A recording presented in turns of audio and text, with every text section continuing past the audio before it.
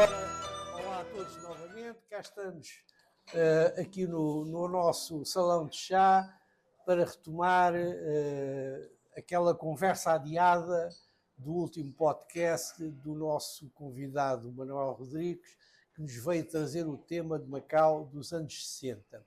E como ficou ainda muita coisa por dizer, achámos por bem fazer aqui um segundo episódio, onde vamos continuar com o tema central Macau nos anos 60. E aproveitando a última situação que falámos, que foi das festividades, eu agora se calhar sugeria um tema quase que complementar, que é os passatempos, ou os jogos, ou as brincadeiras. E é engraçado porque ainda há pouco tempo a Casa de Macau recebeu uns livros do JJ Monteiro, precisamente, que está aqui presente nos familiares, que fala das brincadeiras e dos passatempos de Macau. A nossa Ana Maria Amaro, também grande estudiosa dos assuntos de Macau, tem um livro sobre os jogos e os passatempos de Macau. E agora trazemos em voz viva as memórias e as vivências do Manuel sobre os passatempos na década de 60. Força, Manuel. Obrigado. Bem, vou usar o microfone para ver se conseguem ouvir lá no fundo. Ora, sobre os passatempos em Macau, eu vou começar com... Eu acho que está. Está ligado. Sim, tens é que aproximar mais. Vou começar por falar de um passatempo que nós, quando éramos crianças, presenciámos e vivemos, que era a festa dos pagodes. No bairro Monrá, em que nós vivemos, na Corral Mesquita, havia um pagode chamado Cunhamil, ou Sei Cunhão, o pequeno Cunhão. E havia uma festa, e essa festa durava cerca de uma semana. E nessa festa havia três coisas. Primeiro, havia um Alto China, que é o teatro chinês. E depois havia os contadores de história, ou Kuchai, como se dizia em cantonense. E terceiro, havia o Bonzo, que nos contava a história da evolução ou criação do mundo. Vou começar com o contador de história. E o contador de histórias geralmente falava-nos de pelo menos dois contos. Um, que é o Von Falei, sobre a história da revolução no reinado da dinastia Ming e companhia, em que havia intrigas palacianas, etc. E havia um contragolpe em que as personagens usavam o lírio amarelo para se identificar, razão do nome do conto Von Falei, o lírio amarelo em chinês. Depois havia um segundo conto que era muito interessante, que o Bonzo do Pagode contava, que era os deuses guerreiros, como o deus macaco, o deus da guerra, Quan Lei, e no pagode havia estátuas dessas divindades. Outra história que ele contava, que era a formação do mundo. E a formação do mundo, ora, nos anos 60, que o mundo é criado através de uma nebulosa em espiral. Ora, esse conhecimento eu só vim a detectar quando já estava na universidade, que era uma descoberta nova dos físicos canadianos. Tudo isto era feito no átrio juntamente com o chamado Alto China. Sabem o que é o Alto China? Que nós, em cantonense, dizia Chapou, Chapou, que era a música que batia Chapou, Chapou. E eles tinham, geralmente a história era sobre guerreiros. Amor, como é dizer? Amor entre personagens que não coadunava com o sistema em que viviam. E uma das dos enredos que eles utilizavam era a maneira como introduziam nas personagens críticas sociais, políticas e económicas. E eu lembro perfeitamente, em Macau, naquele tempo, em que havia desemprego, havia a história do deus macaco que cai em desfavor dos outros deuses e que fica desempregado. Uma referência direta a certos elementos da função pública que eram postos na prateleira, vamos dizer assim. Portanto, havia todo esse enredo que nós, crianças, íamos absorvendo. Depois havia também, que todos nós conhecemos muito bem, largada de papagaios. O chamado corta-corta, com os grandes mailai. E depois fazíamos as rédeas, que era o talek, das rédeas do papagaio e tal. E depois, quando havia o corta-corta e alguma linha ficava cortada, víamos o papagaio ali a flutuar no ar, íamos nós todos a correr atrás do papagaio, porque quem apanhava o papagaio ficava com ele. Portanto, isto era um dos passatempos que nós temos. Nas noites de verão havia um passatempo pelas miúdas, pelas raparigas, que era o jogo do passa-anel. Sabem o que é o passa-anel? Sentavam-se tudo em círculo e uma pessoa tinha um anel na mão e ia passando de mão em mão e alguém tinha que descobrir em que mão estava. Se não descobrisse, era castigado, e o castigo podia ser uma representação, uma canção ou qualquer outra coisa. Depois, nós rapazes, havia outro passatempo, e possivelmente o Vitor lembra-se muito bem, que ia à pesca. Íamos à colina de Guia, cortar o bambu para fazer cana de pesca. O que é que nós pescávamos no Macau? O cote-cote, cabus, asa amarela, o nairo-fogo, e assim por diante. E quando pescava assim um grande peixe, um peixe maior, vamos dizer assim, orgulhosamente punhas o peixe na cintura como um grande troféu. Se pescasse o caipo, era o diabo. É verdade, é verdade. E onde é que íamos pescar? Areia preta, no molho partido, Ponta Cabrita em Coloane, não é? Era onde nós íamos pescar, não é? Depois, havia o atletismo interescolar, em que entramos geralmente o liceu, a escola comercial, o Dom Bosco, o seminário. Mas a diversidade e os claques do liceu e do comercial é que fazia mais barulho. De maneira que, quando havia um jogo de futebol ou um jogo de hóquei entre o liceu e comercial, aquilo era badalado durante o ano inteiro. Ora, em 1964, no hóquei, o liceu perdeu para a escola comercial 4 bolas a 1. Foi Ainda te recordas um disso? escândalo. É verdade, foi um escândalo, não é?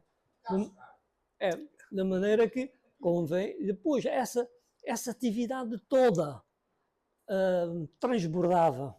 Havia, durante as noites de verão, o chamado equilíbrio de bicicletas no Samantang. Eu não sei se lembram do Samantang, a rotunda de 3 candeeiros, em que nós íamos com as bicicletas e ver quem conseguia equilibrar melhor. E depois, durante o fim de semana, havia o que nós chamamos os bailes, não é? E nós em Macau tínhamos as nossas próprias bandas, o Grey Coat, The Thunders e assim por diante. O Api, Rigoberto, não sei se lembram dele, e já faleceu recentemente, não é? Exatamente, tínhamos essa panaplória toda de divertimentos. Exatamente, portanto, enquanto que na década de 50 a dança era o rock and roll, Na década de 60 era o twist. Não é verdade? Portanto, tudo Ricos isso. tempos em que não havia PlayStation. É verdade, não havia nem jogos os eletrónicos. iPads, Pois, nem- a única coisa que havia era construir rádios com uma caixa de sabão com os transitores. E punham num arame e aquilo servia de rádio. Sim, senhor. Então, já agora, passando de tema, né? Sim. Eu sei que, para além da questão da gastronomia, também és um, pelo menos, estudioso ou conhecedor daquilo que é outro traço identitário do macaense, que é o patuá. Né? Queres-nos falar um bocadinho da tua perspectiva, né? Do que é o patuá, como é que enquadramos este traço identitário na nossa cultura? Ok? Ora, eu andei no Liceu Nacional Infante Dom Henrique. Entrei em 1960. E uma das regras do liceu era que, quando andávamos no liceu, no recinto do liceu, estávamos proibidos de falar chinês e patuá. Era uma regra. Embora, em 1960, foi o primeiro ano, havia uma aula de chinês dada pelo Gomes, o sinólogo maquiense, em que a minha mãe inscreveu-me. No segundo ano, acabou. Por razões que desconheço. Quanto ao patuá, que é a nossa língua, para além do português,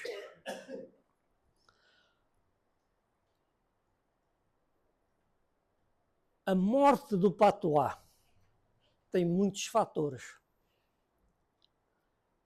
mas tem geralmente fatores fundamentais na instrução escolar dos maquienses. Em 1572, os jesuítas fundam em Macau uma escola para os rapazes e raparigas, chamada Escola de Ler e Escrever. A partir daí, chegamos a 1594, onde é fundado a primeira Universidade de Macau, o Colégio São Paulo, em que davam licenciaturas e mestrados em vários ramos científicos e religiosos. Em 1759, o que é que acontece? É totalmente destruído. Marquês de Pombal faz o decreto da expulsão dos jesuítas, pensando que acabava para sempre. Mas esqueceu-se de uma coisa, é que em Macau não havia escola laicas, só havia religiosas. De maneira que, a partir de 1759, Macau ficou sem universidades e sem escolas. Em 1870, chegou-se a uma situação crítica, porque os meus maquienses, estavam a educar os maquienses na língua inglesa, porque não havia escolas portuguesas. 300 cidadãos de Macau, incluindo no Nolasco, fizeram uma petição ao governador e ao rei para que se estabelecessem escolas em Macau e que os jesuítas pudessem voltar a ser professores das escolas em Macau. Não foi aceita. Em 1871, esse mesmo grupo de 300 maquienses criam a APIM, Associação Promotora da Instrução dos Maquienses. E em 1878 decidem criar a escola comercial com donativo de maquienses e de chineses. Não houve um português que desse um donativo. Em 1878 cria-se a escola comercial. Mas os cursos da escola comercial só foram reconhecidos, imaginem, em 1952, mediante um exame. E o primeiro exame que foi realizado foi em 15 de setembro de 1954. Só em 1893 11 anos depois da fundação da Escola Comercial, é fundada, criada o Liceu Nacional de Macau. E só em 1981 aparece a Universidade de Macau, que é baseada na Universidade da Ásia Oriental. Portanto, os maquienses ficaram privados de estudos escolares durante mais de um século. Eu pergunto, que raio de administração é essa? O patuá. O patuá era uma língua que vem desde a fundação de Macau. E nós sabemos que o patuá teve uma evolução que envolve malaio, especialmente o malaio bazar. O português seiscentista, o inglês, o chinês. E nós vemos atitudes, como por exemplo, Manuel Silva Mendes, que diz que o patuá macaísta não é senão um português estragado pelo contacto com a língua chinesa. Perante a opinião de refutados linguistas, e posso dizer que o Monsenhor Delgado, reconhecido internacionalmente como um estudioso de língua de origem portuguesa, Marcos Pereira, que publicou os dialetos da Índia Portuguesa e de Macau, Batalha, que escreveu o glossário do dialeto maquiense. Perante a opinião desses, a única coisa que se possa classificar a opinião de Manuel Silva Mendes é uma opinião ignorante. Porque o português, o patuá não é português mal falado. E indicam que o português mal falado, porque em maquiense nós usamos o feminino quando devíamos usar o masculino. Senhora, ele bateu eu, que é maquiense. Ora, nós temos que lembrar uma coisa. O patuá é uma língua dinâmica. E como todas as línguas dinâmicas, adaptam-se aos léxicos que são utilizados pela comunidade. Porque o maquiense tem uma sintaxe fácil, é fácil de compreender, é fácil de estudar e é fácil de comunicar. As regras gramaticais são simples. Não podemos ignorar esse facto e dizer que a língua maquiense é uma língua portuguesa mal falada. Ora, o Sebastião Delgado, o linguista reconhecido mundialmente, diz perentoriamente que o patuá não é uma língua indo-portuguesa, é um dialeto próprio. E nós devemos, pelo menos, pensar que faz parte da nossa herança cultural, o patuá. Ora, também temos que considerar que o patuá era também a língua utilizada comercialmente em todo o Oriente até a Segunda Grande Guerra. E um dos assuntos que nós lembramos quando falamos com pessoas de Xangai, isto é, maquienses portugueses de Xangai ou de Hong Kong, vemos que muitas dessas pessoas ainda dominavam o patuá. Eu posso dar o exemplo da minha madrinha e do meu padrinho, que falavam patuá. Eu não percebia patavina. Mas enfim, mas essa é outra história, não é? Agora, há um movimento, vamos dizer assim, de tentar fazer o patuá uma língua viva, mas sem apoios, sem falantes. A língua possivelmente desaparecerá. Ora, olhando para a parte da administração portuguesa em relação ao patuá, o que é que nós vemos? Teve sempre uma posição antagonística perante o patuá, ao ponto de, em 1900 e, deixa-me ver aqui, apontei a data, 1939, chamada a última machadada da administração portuguesa contra a língua patuá. O Decreto-Lei número 29.773, de 9 de setembro de 1939, assinado pelo professor Salazar, que proibiu o uso do patuá nas repartições públicas. Ora, se os maquenses que tinham que lidar com a administração portuguesa, que era a administração pública em Macau, e não pudessem falar na própria língua, têm que falar em português, obviamente que obrigou que os maquenses deixassem de falar o patuá para falar o português. Foi uma, vamos dizer assim, um incentivo para o português. Foi uma machadada para o patuá. O futuro dirá. Mas eu direi, o futuro dirá, mas o futuro já está cá, neste momento. E nós vemos que, de facto, o patuá é uma língua defunta.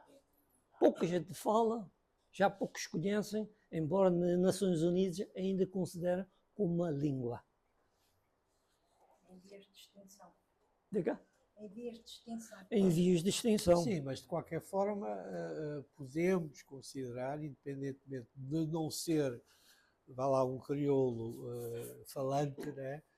Os crioulos servem também enquanto traço identitário, ou seja, portanto, não é necessário que se fale, é necessário é que se saiba que há. E que sinta. E que sinta, pronto. Pois. E eu penso que aí todos nós temos um papel, não é? E neste caso a Casa de Macau, né, que é tentar, né, reavivar e manter esse legado enquanto traço identitário. Pois. Não é necessário que... Portanto, nós sabemos que se calhar 80% dos macaenses não falam patuá, Sim. mas 20% ainda falam. Né? Eu direi menos. Pronto, mas independentemente disso, é o registro e a forma como elevamos esse crioulo a uma situação de traço identitário. Eu acho que isso vai se mantendo, felizmente, ou vamos tentando manter. Agora é difícil torná-la, obviamente, língua falante. Né? Pois, Mas agora eu posso já mudar de assunto. Né? Deixa-me só terminar então, força, o patuá. força. Nós temos que lembrar uma coisa. Todos nós consideramos que nós somos portugueses. Nós somos portugueses, ponto final. Mas isto não quer dizer, como a minha mãe dizia, por ter casado com uma belíssima mulher, nós tínhamos que esquecer a mãe. Da mesma maneira que nós somos portugueses, não devemos esquecer a nossa língua materna, que é o patuá. Não é? Porque todo o sistema, eu não digo colonial, vamos dizer assim, mas todo o sistema português foi baseado em Macau numa maneira, entre aspas, soft de destruição. Vejamos, não é opinião minha, em 1911, o capitão de fragata Antônio José Gonçalves Pereira escreveu um livro chamado Impressões de Viagens. E ele aí diz que os maquienses estavam vedados aos empregos da função pública e militar. Em 1911, o governador de Macau, Álvaro Cardoso de Melo e Machado, em um livro que ele escreveu chamado Coisas de Macau, escreveu que os maquienses foram espezinhados, ostracizados, porque não podiam entrar em qualquer função pública. Tinham que encontrar modos de vida em Hong Kong e Xangai. Ora, essa situação continua em 1960. Quanto daqui lembra? Todos nós lembramos. Todos nós temos familiares que tiveram que ir para Hong Kong trabalhar. Para o Hong Kong Shanghai Bank, para o Standard Bank, do Banco Nacional de Paris. Porquê? Porque não havia empregos para os maquienses. Todas as posições de chefias era dado aos, naquele tempo chamado, metropolitanos. Não eram dados aos maquienses. E quando diziam que, porquê é que não empregam os maquienses? Não tinham qualificações. Eu pergunto, a licenciatura do maquiense em Coimbra é diferente da licenciatura do português que nasceu em Trás-os-Montes, mas estudou em Coimbra diferente? Não é. E, no entanto, havia essa discriminação. Sim, senhor. Bem, o tempo corre. Eu sei que tens vários tópicos, mas eu, se calhar, gostava de fechar aqui a nossa conversa com aqui um tópico que tu me deste e acho que era interessante falares dele, que é James Bond. Não é? O que é que isto tem a ver com Macau na década de 60? É verdade. James Bond. Ian Fleming. Todos nós lembramos das malas quadradas do James Bond, não é? E do escritor Ian Fleming. Quem foi Ian Fleming? Ian Fleming foi entre parênteses, um militar britânico que trabalhava para a inteligência militar inglesa. Esteve em Hong Kong, esteve em Singapura, esteve na Ásia, em todas as partes da Ásia, desde a Índia, Burma, Singapura, Macau, Hong Kong, etc. Em 1960 ele passou por Macau e escreveu um livro. E nesse livro retratava uma personagem que todos nós conhecemos, que era o Pedro José Lobo, o diretor das finanças. Ou melhor, o manda-chuva de Macau naquele tempo. E ele escreveu, eu lembro-me de ter lido o livro, porque ele ofereceu uma cópia ao meu pai. E no livro dizia The Enigmatic Dr. Lobo. É engraçado, é que quando cheguei a ver o filme Dr. No, a personagem do Dr. No era estampa chapada do Dr. Lobo. E depois, no livro, dizia outras coisas, como é que o Dr. Lobo fez a sua fortuna, etc, etc. E depois, o filme, depois veio uma sequência do Dr. No, que também é baseado, segundo dizem, no Dr. Lobo, que é Goldfinger. Todos se lembram, o Homem do Ouro. E há uma cena do condutor ou o chofer do chefão, que vem da Suíça, e era um Rolls Royce daqueles antigos, Silver Shadow, uma coisa qualquer, em que a cabeça do carro era em ouro maciço. Era como ele transportava o ouro da Suíça para outro lugar qualquer na Europa. E isso leva ao chamado comércio melhor, conhecido em Macau como o tráfico do ouro. Todos ouviram falar do tráfico do ouro. Onde é que está a Edith?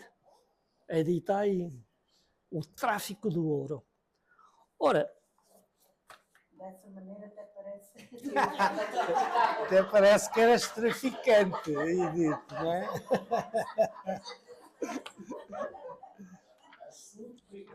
exatamente.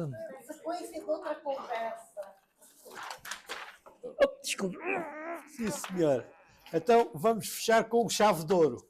Vamos fechar com a chave de ouro. Ora Vamos bem, lá a isso, o que é então. o tráfico do ouro em Macau? Eu direi, nunca existiu. Porque o que existiu em Macau foi o comércio do ouro. E por que o comércio do ouro?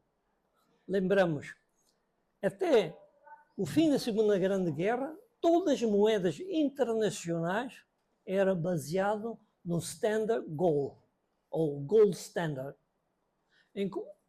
Isto o que quer dizer? Que notas, isto é, moeda corrente, só podia ser emitida baseado no valor do depósito em barras de ouro no Banco Central de cada país.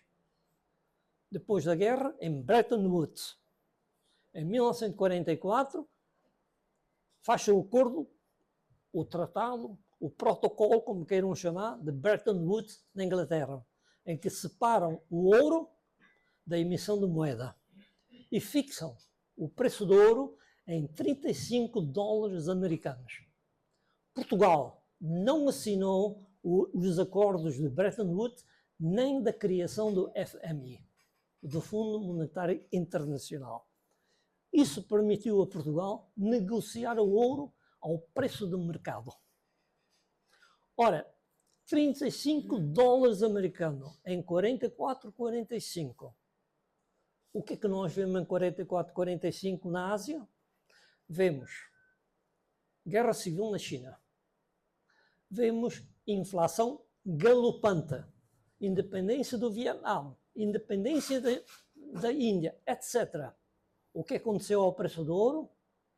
Atingiu estratosfera. Na China, atingiu 1.000 dólares americanos por onça. Onde é que se comprava o ouro? Mercado londrino. Quem é que facilitava esse negócio de ouro? Hong Kong Shanghai Bank, Standard Bank e outros bancos britânicos, incluindo o Banco Nacional Ultramarino. Portanto, em Macau e Hong Kong, como é que recebiam o ouro? Era transportado pela linha aérea BOAC, British Overseas Air Company. Não é verdade? Portanto, a tráfico não havia nada. Era do conhecimento dos bancos centrais portugueses britânicos, era conhecimento do Reserve Federal americano. Portanto, tinha o beneplácito do governador de Macau e do governador inglês. Onde é que estava sediado esse comércio em Macau? Ora, havia duas empresas em Macau que era, como se diz, que tinham exclusivo do comércio. Um era Wong Hong Hong, sediado no prédio do Banco Taifun. Todos conhecem o Banco Taifun. O dono do Banco Taifun, todos nós conhecemos. O filho do dono do Banco Taifun foi meu aluno na faculdade.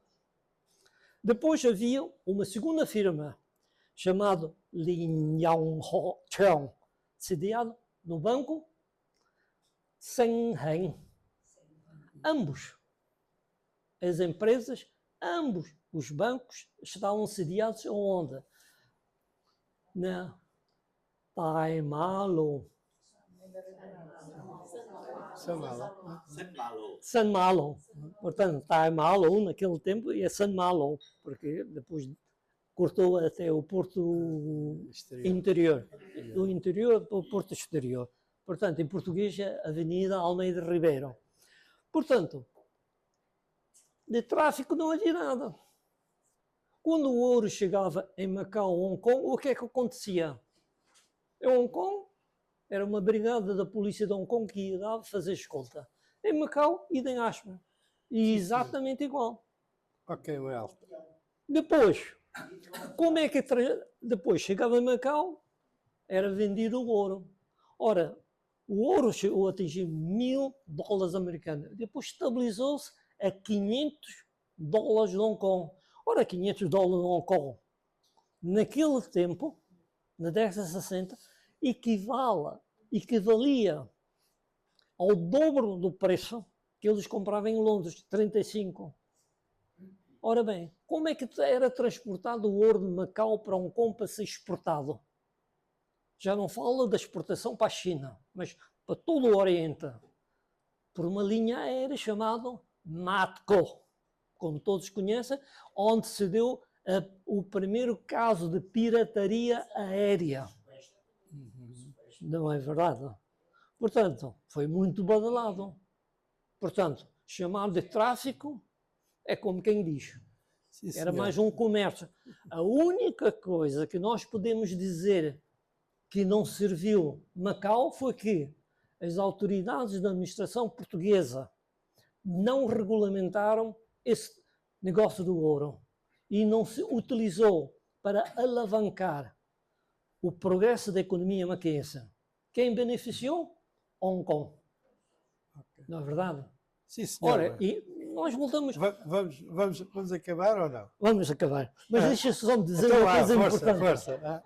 Eu sei que tens sempre coisas para dizer. É não verdade. Porque isso depois está ligado à maneira de pensar da administração. Vejamos, por exemplo, o caso de, como é dizer em português, neglect, desleixo da administração.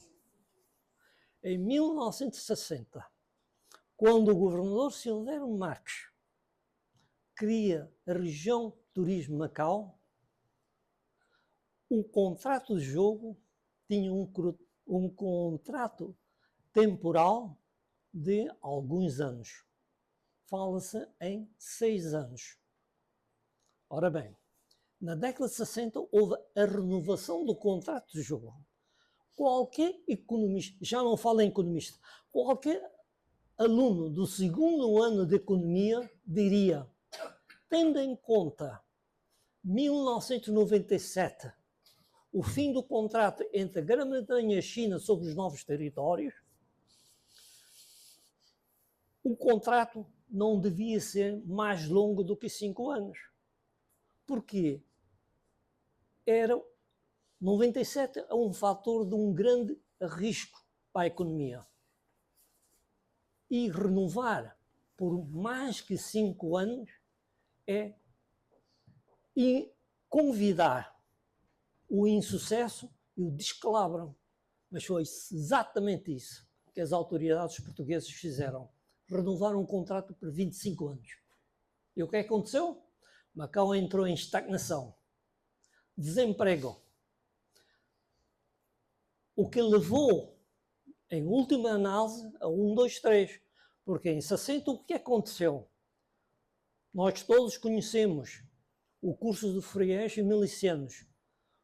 Os nossos amigos que foram combater a África, quando voltaram, não tinham emprego. Os licenciados que voltaram, não tinham emprego. Onde é que encontraram emprego? Hong Kong. Porque Hong Kong e os britânicos tudo fizeram para receber os maquienses, dar-lhe educação, dar-lhe ensino, né? E dar-lhe emprego.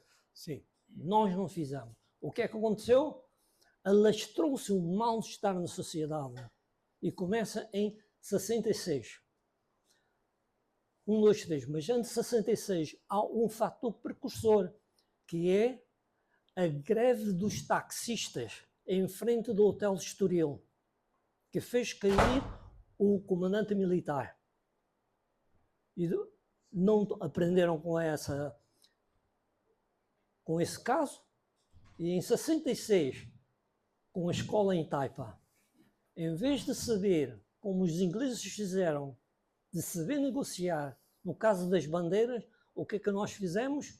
As autoridades portuguesas mandaram um batalhão de polícia de choque contra os estudantes e os demonstrantes na escola de Taipa. Esquecendo, porventura, de que, além de fronteiras em Macau, havia os guardas vermelhos. Olha, se calhar vamos ficar com os guardas vermelhos E vamos acabar. e agradecemos. Não, por isso é que depois chamaram James Bond. Exatamente. Mas sobre James Bond há uma coisa interessante. Há uma coisa interessante. Só uma última nota. Última nota. Sobre James Bond. Todos nós lembramos que James Bond é uma personagem, vamos dizer assim, com um certo calibre. Onde é que ele foi buscar esse calibre? Quando era miúdo, havia na rádio, nas bandas desenhadas, histórias do Hong Fei-hung. Vocês conhecem quem é o Hong Fei-hung? O homem de Kung Fu, que combatia contra os japoneses, mais isto, mais aquilo. E nos programas radiofónicos, quando alguém perguntar, quem é você? E o Wong Fei-hung dizia, Wong Fei-hung. James Bond, o que é que ele diz, James Bond? Bond. My name is Bond, James Bond. Não Ok. parece muito. Pronto, agradecemos imenso, né, o teu empréstimo, estas memórias e vivências que ficam, e espero que as pessoas que ouçam o Pois. podcast também fiquem com este registro que foi importantíssimo. Obrigado, Manuel. Obrigado, eu. Aqui, agora podemos falar, não é? Eu só queria era fechar aqui. Que era para não. Eu não sei se têm perguntas. Claro. Se tiverem perguntas, façam. E se eu conseguir responder, eu respondo. O senhor Presidente é que não. Não. Estamos em espaço aberto. Eu só peço um bocadinho de atenção para nós libertarmos o nosso pessoal. Não é? Exatamente. Já estão em horas extras que não pagamos. My name is Victor. Rapidamente, todos aqueles episódios e todas aquelas situações que mencionaste de completo espizinhanço da comunidade, não nos podemos esquecer que quem mandava era etnocentrista ao máximo. Toda a mentalidade daquela gente do século XIX, século XIX e século XX era: o Ocidente é que vai dominar o mundo, os nossos valores é que são os valores que vão ficar, de onde tudo que não fosse Ocidente não prestava, de onde, nesse aspecto, eram coerentes, nesse aspecto, né? Mas era um horror, E, portanto, todos aqueles abusos e espezinhanços e não utilizar mais adjetivação em relação à comunidade matense, porque também não foi só aí, em todos os outros territórios coloniais, não só portugueses, ingleses, franceses, etc. Isso foi era igual ou coerente. pior, não interessa nada, era pior. Isso é um ponto. Portanto, os delgados, todos os filósofos, esses filósofos estavam a pensar etnocentricamente também. Isso é um ponto. Outro ponto é o ouro.